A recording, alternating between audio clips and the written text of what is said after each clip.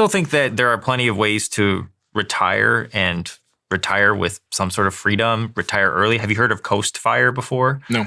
Coast Fire is another newer thing that's kind of on Reddit, but it's a variation of financial independence, retire early.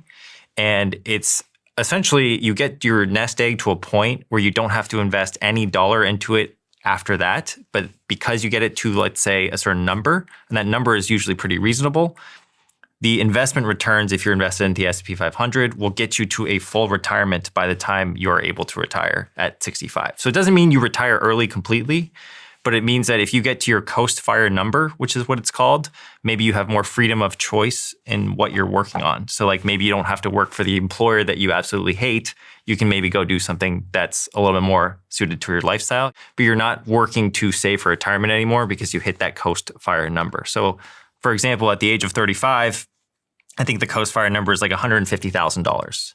If you can hit 150K by 35, if you have 30 years of investment returns at 8%, you'll have $1.5 million by the time you retire, which is a little bit more palatable for people that are having a hard time wrapping their heads around, am I ever going to retire?